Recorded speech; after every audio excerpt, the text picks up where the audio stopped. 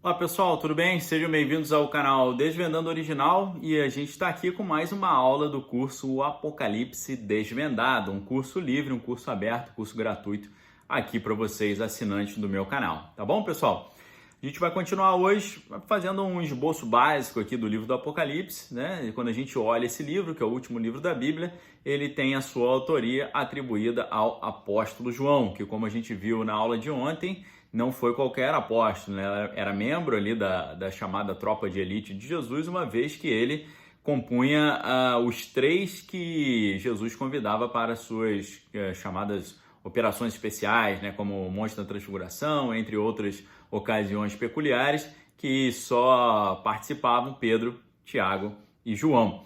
Se a gente pensa em local, né, muito provavelmente o livro foi escrito na ilha de Patmos, na costa ocidental, lá da Ásia Menor, tá? Onde João foi desterrado ali por causa da palavra de Deus, do testemunho de Jesus, conforme ele mesmo diz, tá?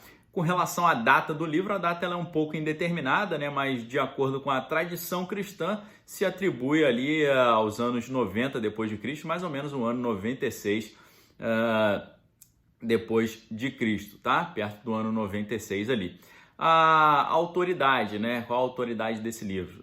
Se trata de uma revelação divina, né? Então, é um conteúdo que vem a João por parte de uma revelação sobrenatural. A gente falou um pouquinho sobre o conceito de Apocalipse, o conceito de revelação na aula 1. Se você não assistiu, dê uma olhadinha lá. Agora, o livro é extremamente inusitado, obviamente, né? Ele tem uma estrutura narrativa muito diferente, ele apresenta as coisas de uma forma muito não linear, e isso dificulta um pouco a sua interpretação, de forma que o livro do Apocalipse ele acabou, durante a história, admitindo ali algumas linhas de interpretação, né? E essas linhas de interpretação, ou métodos de interpretação, eles têm sido ali extremamente variados, né? No decorrer da história recente, tá? Da história do cristianismo. E milhares de livros e volumes têm sido escritos ali com relação a como interpretar esse livro. Agora, se a gente pensa em termos gerais, há mais ou menos 4 escolas principais de interpretação do livro do Apocalipse que ajudam você a ter uma abordagem de leitura desse livro. A primeira abordagem é chamada abordagem pretérita, né? O que significa? Ela olha para o passado, né? A partir dessa abordagem, a ideia de que todas as profecias ali relatadas já aconteceram, ou seja, o livro não vai falar de eventos futuros, mas de coisas que já aconteceram lá naquela época, tá? Tem a interpretação futurista também, que vai sustentar que o livro é um tipo de prognóstico, né, sobre eventos que acontecerão no futuro da história universal. Tem a perspectiva também de interpretação do livro do Apocalipse, a perspectiva histórica, que vai dizer que o livro ele aborda os eventos ali como descrições simbólicas da história da igreja, tá? Desde a época do Novo Testamento até o final dos tempos. E tem também a interpretação eclética. O que traz essa interpretação? A interpretação eclética ou idealística vai dizer que os princípios espirituais no livro são os mais importantes, né? As abordagens espirituais, os conceitos espirituais, e eles não vão partir para muitos detalhes aí sobre questões mais dogmáticas, tá? E a gente, eu creio que o mais interessante é você fazer uma mistura entre tudo isso, né? Porque tem coisa que está escrita ali que já aconteceu, tem coisa que vão tratar de eventos históricos, né? E tem coisas também que são espirituais, proféticas, né? Para o futuro, né? Para o tempo dos tempos do fim, né? Daquilo que se diz. Então eu não fico limitado a um tipo de interpretação, vejo ali, faço interpretações literais, faço interpretações simbólicas e faço interpretações também dentro da linha do tempo da história da igreja, tá? Eu creio que é uma maneira interessante para você não ficar amarrado, né, numa interpretação unicamente para o futuro, ou só para o passado, ou só para o presente, e por aí vai, tá?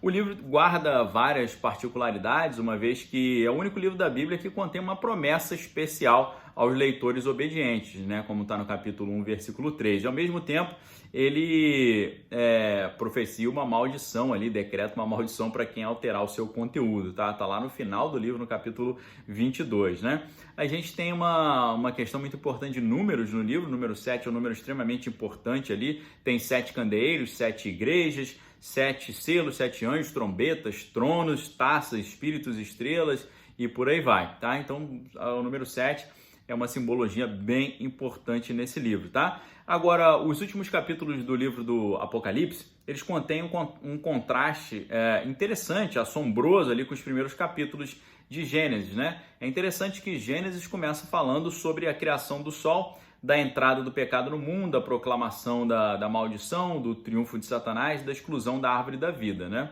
É a sequência ali da queda da humanidade. Já o livro do Apocalipse fala onde um lugar, né, no final do livro, vai falar sobre o novo céu e a nova terra, um lugar que não precisa mais ter sol, onde não haverá pecado e nem maldição, e onde Satanás será vencido e onde haverá acesso à própria árvore da vida, tá? Então, algumas peculiaridades desse livro. Agora, gostaria de comentar um pouco com vocês sobre o aspecto profético, né? O aspecto sobrenatural da coisa. É claro que a gente vai estudar em faculdade de teologia, eles vão mostrar para vocês que o livro do Apocalipse é uma mera expressão dos anseios do povo daquela época, né? Eles vão dizer para você que o apocalipsismo ou o desejo pelo retorno de Jesus, né? Aquela ideia de Maranata, venha logo o Senhor Jesus, eles vão dizer que todos esses anseios apocalípticos são expressões de povos que estão passando sufoco, estão passando necessidade, que não encontram solução para os problemas da vida e por isso vão colocar as suas esperanças em um mundo vindouro, né? Ou numa salvação sobrenatural, ou numa aparição epifânica, né? Tem uma teofania, aparição de Deus rasgando a história ali e fazendo ali aquela solução mirabolante, né? Então, pessoal, dentro das universidades de teologia, uma teologia mais liberal, mais cética, cientificista, eles vão olhar o livro do Apocalipse como mera expressão de povos que se viam sem solução para os seus problemas e colocavam em Deus e no futuro e na destruição de tudo a solução para as suas decepções e para o seu sofrimento, tá? Agora, obviamente, né, eu creio que isso aí é você limitar muito o universo da fé, porque caminhar com Deus de verdade é você caminhar, com certeza, sendo exposto ao sobrenatural, sendo exposto ao Espírito. O Novo Testamento é muito claro quando diz que o homem natural não entende as coisas de Deus porque elas lhe parecem loucura. E também o homem espiritual não pode ser discernido pelo homem natural porque ele discerne bem todas as coisas, mas de ninguém é discernido. Então, o cristão precisa ser um homem espiritual também, um homem que tenha contato com o sobrenatural e tenha vivência nesse sobrenatural, né? Pode parecer idiotice para quem não está acostumado com isso, mas existem várias correntes filosóficas que dão até embasamento para isso, né? Você pensar na própria fenomenologia do Edmund Husserl, você pensar em vários aspectos da psicanálise também, inclusive da psicanálise freudiana, apesar de ter um viés bem ateu dentro do pensamento freudiano, uma vez que para Freud Deus era apenas um totem, né, criado ali para poder dominar a humanidade. E no livro Totem Tabu, por exemplo, ele fala sobre isso. No livro Moisés e o Monoteísmo, ele critica também a questão dessa imagem do Deus divinizado, né, do Pai único e por aí vai. Mas a gente sabe que hoje em dia tem várias pesquisas importantes que chegam a tratar dessa questão que a gente conhece comumente como o sobrenatural, mas na verdade que hoje já tem certos entendimentos sobre isso, né? Já falei várias vezes sobre pesquisa até sobre experiências de quase morte ou de morte das pessoas que vão e voltam, e experiências lá na Universidade de Nova York, no centro de pesquisa ali de ressuscitação, em que o professor, o médico Sam Parnia, fazia estudos ali mostrando que as pessoas conseguiam, as pessoas que experimentavam ali na UTI essa experiência de morrer e retornar, conseguiam ler papéis que estavam colados no teto da sala de ressuscitação. Essa era a experiência do Dr. Sam Parnia, né? Muitas pessoas diziam que saíam do corpo e viam o seu corpo deitado na cama do alto, então ele começou a fazer experiências, botou coisas coladas no teto onde só alguém lá em cima poderia ver, e muitas pessoas, segundo o próprio Dr. Sam Parnia, diziam que estava desenhado e escrito nesses lugares elevados. Então, essa ideia do ceticismo extremo, né, do materialismo total, você achar que o sobrenatural não existe, é uma coisa que a própria ciência já está superando isso, tá? Sem falar nas muitas questões aí da física quântica que abrem margem para a gente entender que há muitas coisas que a gente não vê, mas que influenciam. Só você pensar em energia negativa, matéria negativa e por aí vai, tá bom? Então, nessa segunda aula, eu gostaria de, antes de entrar no livro do Apocalipse propriamente dito, com aquele famoso primeiro versículo que diz revelação de Jesus Cristo, eu gostaria de falar com vocês sobre o universo das profecias e como a Bíblia é um livro cheio de profecias que foram anunciadas muitos anos atrás e que foram se cumprindo no decorrer da história, né? E as profecias sobre Cristo, né, o anúncio anterior de Cristo, são profecias interessantíssimas, né, que foram anunciadas 2000 anos antes de Jesus, mais, né, anos, 700, 900 anos. A gente tem ali o livro de Salmos, falando várias profecias que se cumpririam em Jesus, o livro de Isaías, Daniel, Zacarias, Salmos, o próprio livro de Isaías, obviamente, considerado profeta messiânico, Jeremias, Daniel, Miqueias, Zacarias e Malaquias, né? Todo mundo profetizando. A gente pode citar, por exemplo, Gênesis 3,15, que diz sobre a semente da mulher, né? Quando Deus dá aquela sentença dizendo, né? Porém, inimizade entre ti e a mulher, e entre a tua descendência e o teu descendente, este lhe ferirá a cabeça e tu lhe ferirá o calcanhar. E aí, Gálatas 4,4, a gente vê o cumprimento, né? Quando Paulo diz, mas vindo a plenitude dos tempos, Deus enviou o seu filho, nascido de mulher, nascido sob a lei, tá? A profecia também dizia que ele seria descendente de Abraão, uma vez que Gênesis 18:18 diz, visto que Abraão certamente virá a ser uma grande e poderosa nação e nele serão benditas todas as nações da terra. Em Atos 3:25 a gente vê o cumprimento, né? Vós sois filhos dos profetas e da aliança que Deus fez com vossos pais, dizendo a Abraão, na tua descendência serão benditas todas as nações da terra. Ou seja, em Cristo, todas as nações da terra foram benditas porque o evangelho foi pregado na Judéia, na Samaria e em todos os confins da terra. A Bíblia diz também que ele seria da tribo de Judá, a profecia famosa de Jacó para Judá, seu filho, lá em Gênesis 49:10, que diz, o cetro não se arredará de Judá, nem o bastão de autoridade entre os seus pés, até que venha Siló, e a ele obedecerão os povos, tá? Lembrando que Siló vem do hebraico Shiló, que tem a ver com a ideia de o enviado. E aí, Lucas 3:33, nós lemos que a Bíblia nos diz, filho de Aminadab, filho de Admin, filho de Arni, filho de Esron, filho de Fares, filho de Judá, tá? Tá lá em Lucas 3:33, Mateus 1:2-3, ou seja, a Bíblia dizia já no livro de Gênesis, 2000 anos antes de Cristo, dizendo que Jesus seria descendente da tribo de Judá. Seria também herdeiro do trono de Davi, como está em Isaías 9:7, que diz, do aumento do seu governo e paz não haverá fim, reinará sobre o trono de Davi e sobre o seu reino para o estabelecer e fortificar em retidão e justiça desde agora para o sempre. O zelo do Senhor dos Exércitos fará isso. Isaías 9:7. Aí Mateus 1:1 diz, livro das gerações, Jesus Cristo, filho de Davi, filho de Abraão, tá? A Bíblia fala também coisas mais específicas, né, que foram profetizadas desde os tempos do Antigo Testamento, como em Miqueias 5:2, diz assim, mas tu, Belém Efrata, posto que pequena entre milhares, Judá, de ti me sairá aquele que há de reinar em Israel, e cujas saídas são desde os tempos antigos, desde os dias da eternidade. Ou seja, a Bíblia já falava no Antigo Testamento a profecia sobre o local do nascimento de Jesus, e Mateus 2:1 a gente vê, né, tendo Jesus nascido em Belém da Judéia, nos tempos do rei Herodes vieram os magos do Oriente a Jerusalém, ou seja, a Bíblia já profetizava o seu local de nascimento. Também a época do nascimento foi profetizada pelo profeta Daniel, né, quando ele diz, sabe, entende, desde a saída da ordem para restaurar e para edificar Jerusalém, até o ungido príncipe 7 semanas e 62 semanas. As praças e as tranqueiras se reedificarão, mas em tempos angustiosos. Lembrando que eu tenho um livro escrito sobre isso, chamado Desvendando o Apocalipse, o link está aqui embaixo, se você quiser adquirir, e a gente explica muito bem essa ideia das 70 semanas de Daniel. E o cumprimento está lá em Lucas 2, de 1-2, que diz, naqueles dias saiu um decreto da parte de César Augusto ordenando o recenseamento de todo o mundo habitado. Este primeiro recenseamento foi feito sendo Quirino, governador da Síria, ou seja, mostrando que seria num momento de grande angústia. Obviamente tem aquela profecia famosa de Isaías 7,14, dizendo que ele nasceria de uma virgem, né? Portanto, o mesmo Senhor vos dará um sinal, a virgem conceberá e dará à luz um filho, e seu nome será Emanuel. Obviamente essa passagem é fruto de grandes debates, uma vez que a palavra alma, em hebraico, significa virgem, também pode significar jovem, né?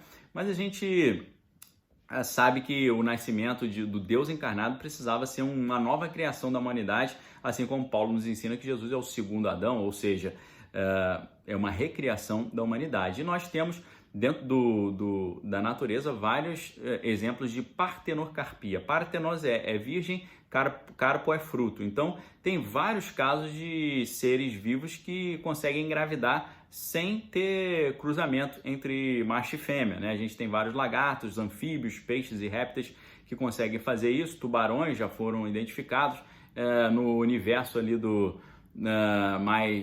de seres mais próximos de nós. Tem alguns relatos também bem estranhos, assim, de ratos também, tendo tipo esse exemplo de partenocarpia. Se você quiser, depois pesquisa mais sobre isso. Mateus 1,18, cumpre isso aí. Ora, o nascimento de Jesus Cristo foi assim: estando Maria, sua mãe, desposada com José, antes que coabitasse, achou-se grávida pelo Espírito Santo, tá? A Bíblia também fez uma profecia dizendo que na época de Jesus as crianças, haveria o morticínio, né, das crianças. Lá em Jeremias 31,15, assim diz o Senhor: ouviu-se um clamor em Ramá, lamentação e choro amargo. Raquel chora e seus filhos, e não se deixa consolar porque eles já não existem, né? Mateus 2,16 diz: então Herodes, vendo-se iludido pelos magos, irritou-se muito e mandou matar todos os meninos de Belém e todos os seus arredores de 2 anos para baixo, segundo o tempo que diligentemente inquirira dos magos, né? Então, para tentar impedir que o novo rei dos judeus nascesse, ele ordenou toda essa matança. A Bíblia já falava muitos anos antes, no livro de Osés, que Jesus fugiria para o Egito, né? Osés 11:1, quando Israel era menino, eu o amei e do Egito chamei a meu filho. Mateus 2,14, cumprindo essa profecia, diz: levantando-se ele, tomou de noite o menino e sua mãe e foi para o Egito, tá bom?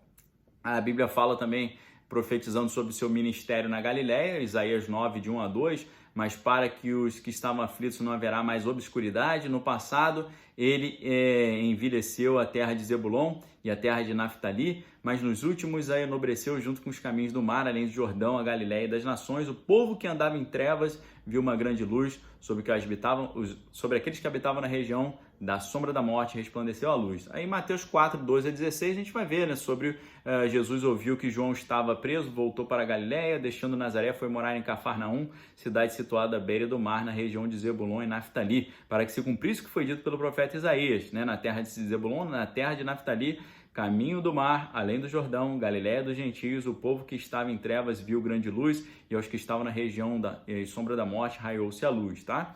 Então a Bíblia profetizou a época, o local, né, várias características ali, profetizou que ele seria rejeitado pelo seu próprio povo, né? Seria também sacerdote segundo a ordem de Melquisedeque, seria um profeta, Deuteronômio 18:15, o Senhor teu Deus te suscitará um profeta assim como eu, no meio de ti dos teus irmãos a ele ouvireis, né? João 6,14 cumpre essa profecia, lá vendo os homens o milagre que Jesus fizera, disseram: esse é verdadeiramente o profeta que devia vir ao mundo. Também a ideia do sacerdócio de Melquisedeque está lá no Salmo 110:4, jurou o Senhor e não se arrependerá, tu és sacerdote eterno segundo a ordem de Melquisedeque. Salmos foi escrito mais ou menos no ano 900 a.C. E aí, em Hebreus 6:20, a gente vê lá, né, onde Jesus, como precursor, entrou por nós, feito sumo sacerdote para sempre, segundo a ordem de Melquisedeque. A questão do desprezo também, né, a Bíblia fala muito sobre isso no Salmo 110, lembrando que o Salmo 110, os livros de Salmos foi escrito 900 anos antes de Cristo, né? O Salmo 110:4 diz: jurou o Senhor e não se arrependerá, tu és sacerdote eterno, segundo a ordem de Melquisedeque. Hebreus 6:20, onde Jesus, como precursor, entrou por nós, sendo feito sumo sacerdote para sempre, segundo a ordem de Melquisedeque, tá? A Bíblia fala sobre a entrada triunfal também em Jerusalém, profeticamente, Zacarias ali.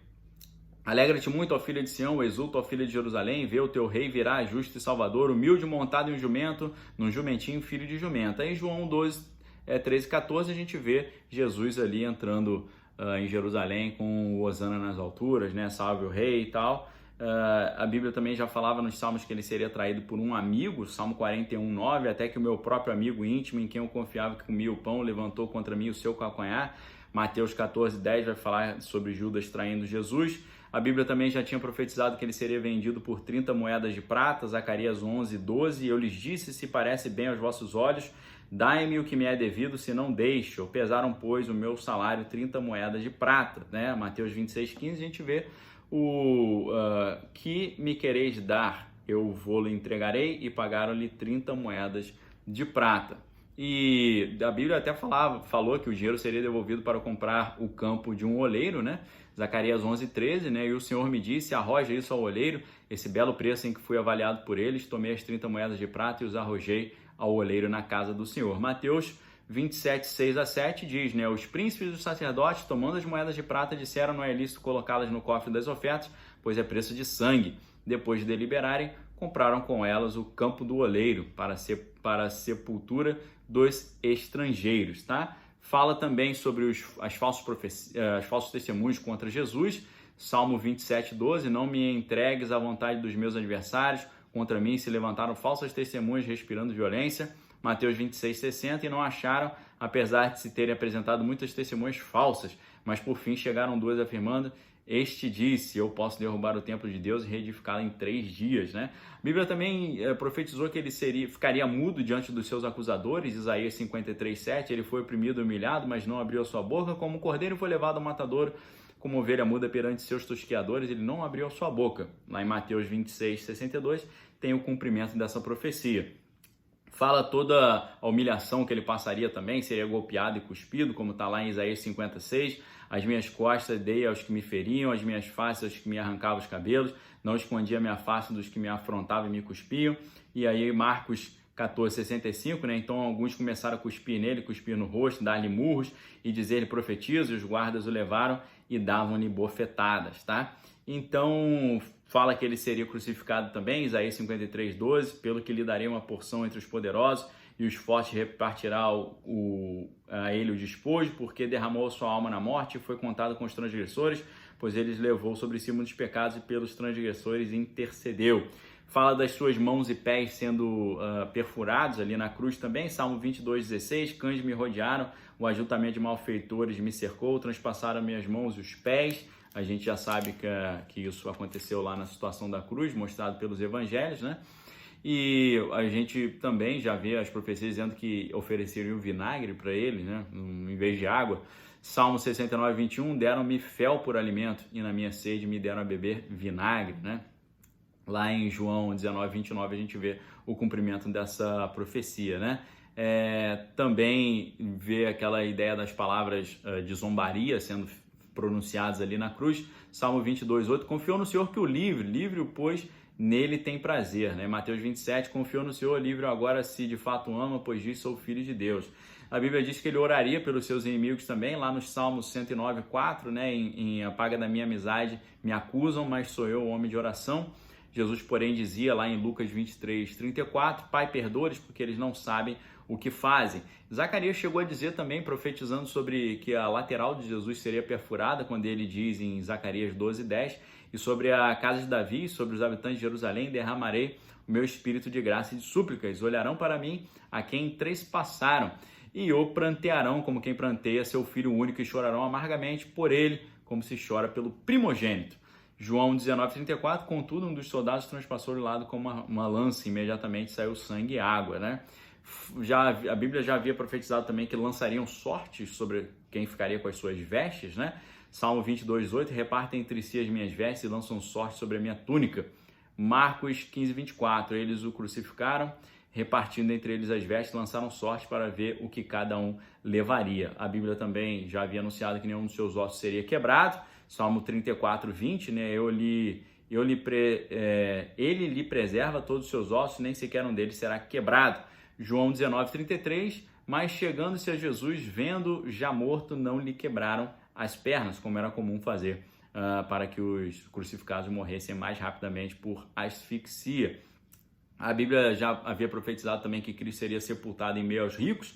Isaías 53:9, deram-lhe sepultura com os ímpios e com o rico na sua morte, embora nunca tivesse cometido injustiça, nem houvesse engano na sua boca, né? E aí depois em Mateus 27 a gente vai ver que ele foi enterrado no túmulo de José de Arimateia. A Bíblia fala também sobre a sua ressurreição e ascensão, profeticamente. O Salmo 16, 10 fala: por que não deixarás a minha alma no inferno, nem permitirá que o teu santo veja corrupção?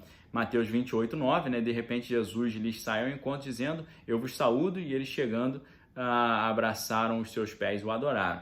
Sua ascensão também, né? Salmo 68, 18, quando subiste ao alto, levaste cativo o cativeiro, recebeste o dom dos homens e até dos rebeldes, para que o Senhor Deus habitasse entre eles. Lucas 24, 50, então Jesus levou para Betânia, e levantando as mãos abençoou, abençoando eles apartou e foi elevado ao céu, tá, pessoal?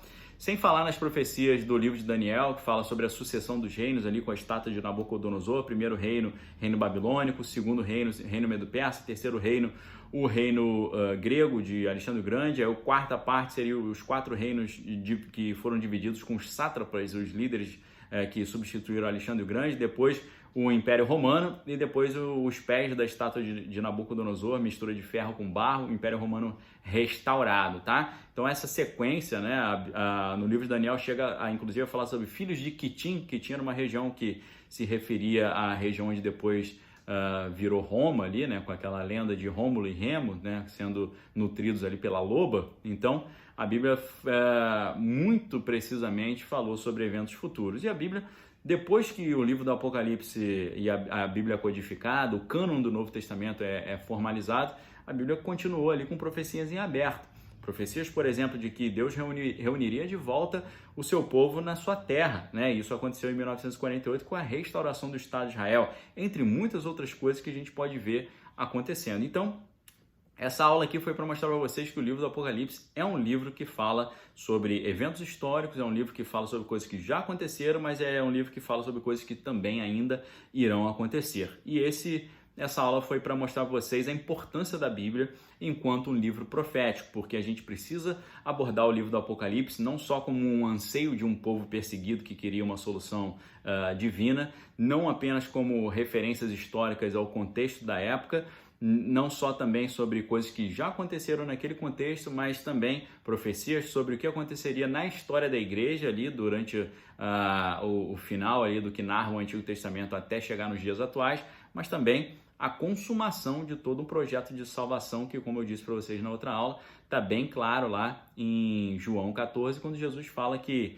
não se turbe o vosso coração, creia em Deus e creia também em mim, na casa do meu Pai há muitas moradas, se não fosse assim eu não teria dito que eu vou preparar um lugar, e se eu preparar um lugar voltarei para vos buscar, para que onde eu estiver estejais vós também. Ou seja, ele disse que ele ia embora, mas ele falou que ele ia voltar mais uma vez, assim como na parábola das virgens também, tá? Ele deixa as virgens com as suas candeias, né, os seus candelabros, depois ele volta para resgatar a sua noiva. Então, a Bíblia é sim um livro que trata de aspectos históricos, de anseios de um povo ali perseguido, ansiando por uma solução dos céus, mas também é um livro que fala de profecias e é um livro que tem um track record, ou seja, tem um histórico de acerto muito grande na eficiência das suas profecias e anúncios proféticos, tá bom? É isso aí, galera. Na próxima aula a gente volta. Na próxima aula a gente já vai entrar especificamente no texto do Apocalipse, destrinchando ali os mistérios que estão por trás desse livro que tem trazido aí tanto interesse até hoje, mais de 2000 anos depois. Um abraço, obrigado pelo apoio a todos vocês. A gente encerra essa aula aqui com uma oração, como a gente faz de costume. Senhor Deus, nessa tarde nós te agradecemos por esse estudo. Eu te peço, Pai, em nome do Senhor Jesus, guarda o teu povo, guarda-os nos esconderijos do Altíssimo, na sombra do Onipotente. Que nenhuma arma forjada contra eles possa prevalecer, porque nós somos mais que vencedores em Cristo Jesus. Nós sabemos que o Senhor nos garante que aquele que confessa o nome de Cristo diante dos homens, o Senhor confessaria o nosso nome diante do Pai.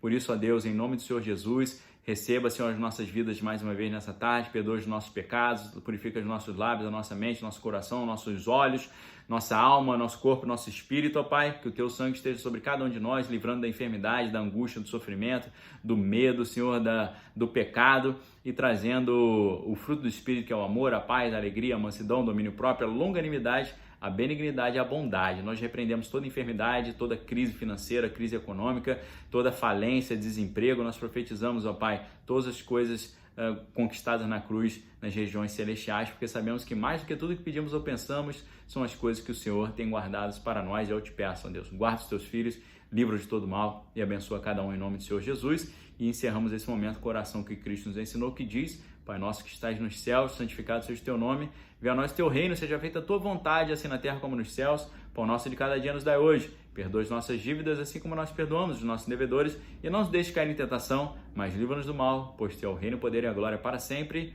Amém. Amém. Deus abençoe vocês, que a graça do Senhor Jesus, o amor de Deus e as consolações do Espírito Santo estejam com cada um de vós, não só hoje, mas para todos sempre. Um abraço a todos, obrigado pelo apoio, me ajuda a divulgar aí esse material, está disponível para todo mundo, um curso gratuito aqui, uma reflexão pertinente, porque vivemos em tempos estranhos e é bom a gente voltar a Deus e fazer aquilo que a Bíblia ensina, buscar o Senhor enquanto se pode achar. Um abraço, valeu!